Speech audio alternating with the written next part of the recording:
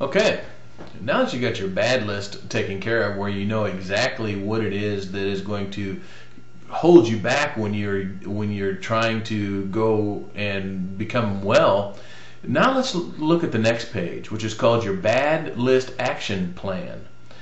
The bad list action plan is designed to help you root out all of the different problems and all the different things that are going to sabotage you as you begin to work through your wellness program.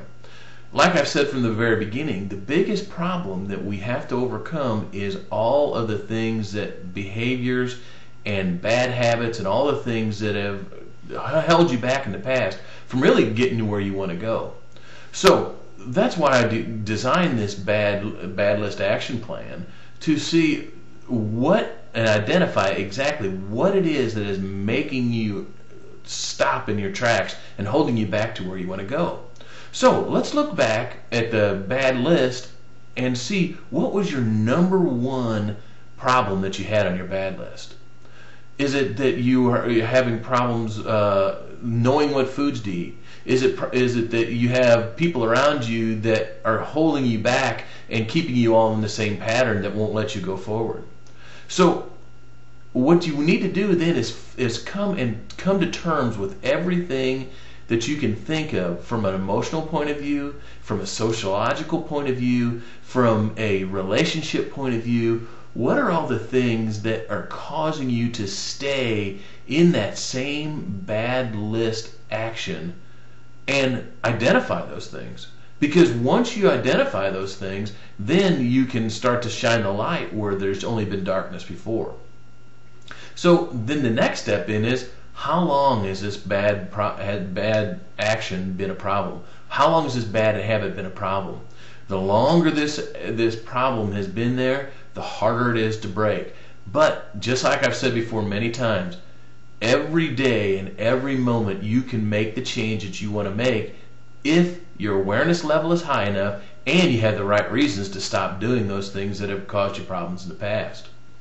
Now, the next question then is, have you ever tried to do anything about this problem before? And if there was something that help you break it for a while, what was it?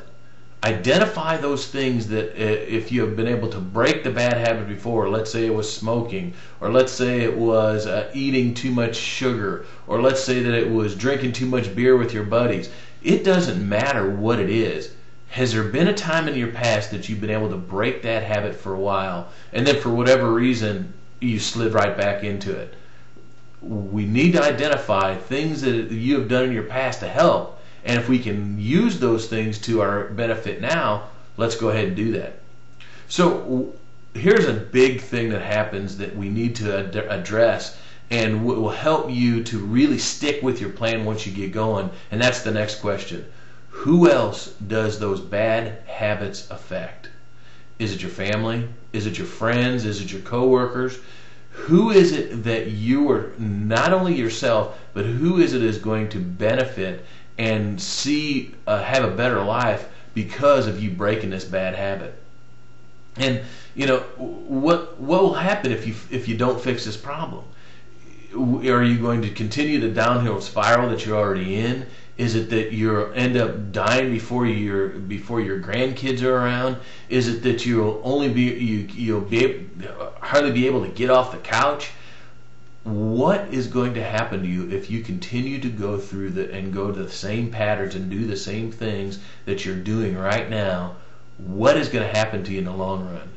We need to identify these things so that you can understand that if you keep going on the path you're going without making the changes that you want to make, but you just haven't been able to identify and get that emotional attachment, you haven't been able to get that emotional link that will motivate you to go to the next level. Now that you've looked through some of these things and thought about them for a while, how does this all make you feel? Let's get tapped down to the emotional level of what your problems and your bad habits are. Because do you feel guilty about them? Do you feel angry about them? Do you feel depressed about them? Is there things that just make your gut sort of just feel terrible? Once you start to think and feel at that level, you will be ready to make the changes that are necessary to get that bad list behavior or activity out of your life. And how can you then the next question is, how can you keep busy and not think about this problem?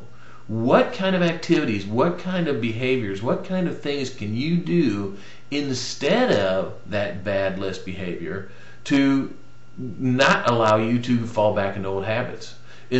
Do you need to get out of that situation? Do you need to change the way you think about that situation? Do you need more information about the bad aspects of that behavior that will allow you then to say, oh, well, I really don't want to do that anymore? And then the next question is, what kind of exercises can you do instead of thinking about that behavior? It could be as simple as taking a walk. It could be as simple as sucking your belly in while you're sitting in a chair, or tapping your feet. Any kind of physical behavior, any kind of thing that you can do. It could be tapping a pencil. There could be many, many different things that you can do to keep you on the right track and not allow you to get back into those old behaviors. And then where is a place that you can go to relax and not think about this problem? Do you need to get out of the situation? Do you need to get out of the bowling alley? Do you need to get out of the bar? Do you need to get out of your favorite restaurant for a while? Do you need to? What kind of behavioral and environmental changes must you do in order to not fall back into these same old patterns? Once you identify some of those things, then you can say, okay, here I go. I'm getting back into these old habits. Let's change this. Let's go do something else. And then the final question on that first page is, what other thoughts can you think instead of the problem thoughts? In other words, when you start going back into old behaviors, how can you think differently? What kind of tips? What kind of visual clues? What kind of auditory clues? What kind of kinesthetic or touching clues can you give yourself to not allow you to get back into those old habits? Once you start to figure out and identify some things that will really help you in that way, then it'll be much easier for you to go through and change those bad habits. Now, the second page on the bad list action plan sheet is, the first question is, how can you avoid these problem environments in the first place? Do you need not to go to some of the favorite places that you've been in the past to fall back into these old habits? Do you need to change your environment? Do you need to go to some different places? Do you need to do some different things that won't allow you to think in the same ways that you thought in the past? The next question is, just like I talked about a little while ago, what kind of cues, visual, auditory, or feeling cues, will remind you remind you not to activate your problem? What things do you need to stay away from a visual, from a hearing, and from a feeling type of situation that will allow you not to go back in your own patterns? Do you need to stay away from watching specific types of TV shows? Is there certain music or is there certain sounds that you hear that will automatically start making you think of these old behavior patterns that you want to quit? Is there specific activities that you do with your hands that make you think automatically of these old behaviors that you want to stop? These are things that you need to identify so that you can say, oh, okay, here it is. I've identified this as a problem. I'm not going to do these things anymore. The second last question is, what kind of self-talk can you use to reward yourself?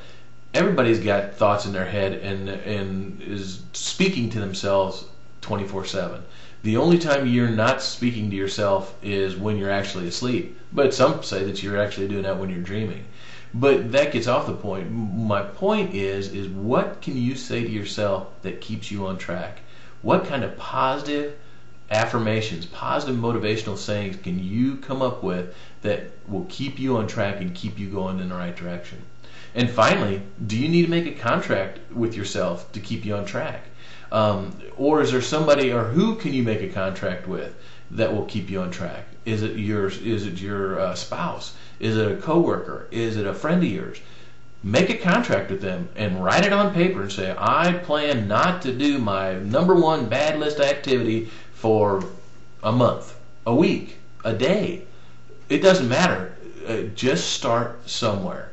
And as you continue to work these problems and work through these different bad list activities, what you'll find is it'll become easier and easier and easier. But what you have to do is identify each one and work through this bad list action plan sheet over and over and over until you're comfortable with not having those things happen to you anymore.